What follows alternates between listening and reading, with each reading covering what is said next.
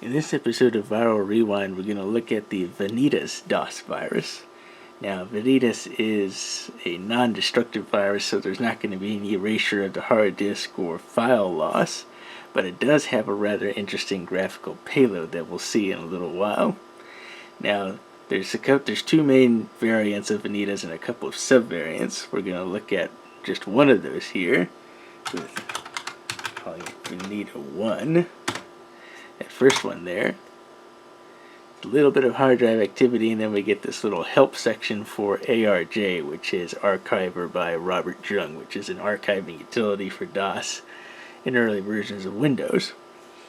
Now, some of the variants of Vanitas do not load up properly. They'll crash the system when you try to run them when it tries to put the virus into memory. So now that we've got Vanitas run, it's put its code into memory, so any executables.exes or .coms are going to now get infected with Vanitas as we run them. So let's go to the temp DOS directory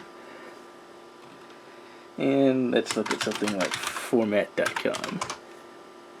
So we see its size there is 22,987. Run format. Let's program, look at it again. And you see it's still 22,987.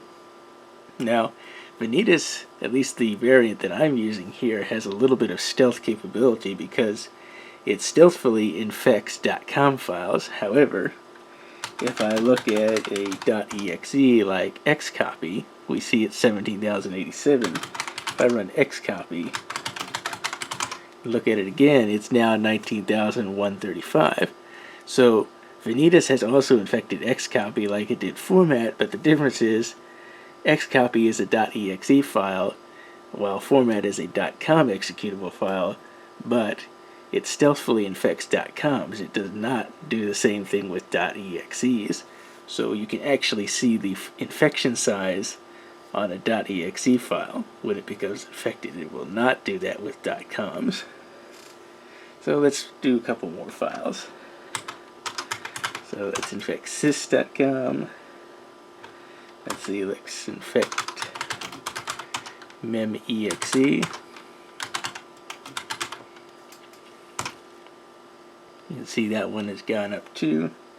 So we got 2 .coms and 2 .exes infected. Now, let's go ahead and talk about the payload that Vanitas has. Now again, I said it is a non-destructive payload. So we're not going to lose any files or have any kind of erasure of the system or anything like that. It does, however, have a date requirement.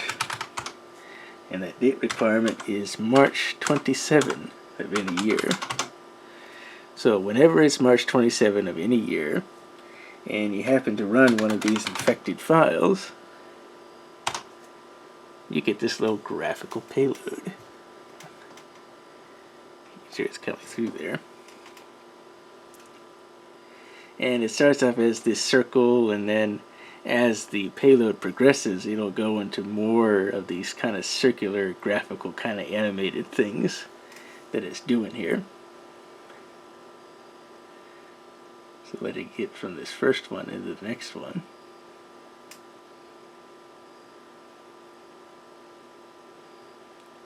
So now it's starting the next part of the payload, and it will progressively, as I said, do more and more of this. So you get more of these circles and other things going on.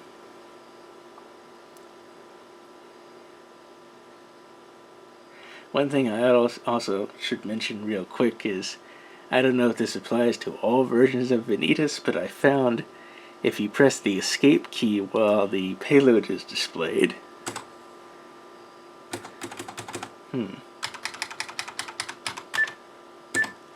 okay, well, scratch that. On some tries I've done with Vanitas, you can actually press the escape key and it will exit the payload and go back to the command prompt. Then you can run an infected program and reload the payload again. And you can continuously do this with pressing escape, exiting out of it, going back into it, etc., etc. In this case, it has actually locked out the keyboard, so I cannot back out of the payload. But on some instances, when I run it, you have been able to use the escape key to back out the payload. And as you see, as I've been talking, it's been doing some more graphical changes here. So I'm just going to let this run for a few minutes, and then we'll end the video.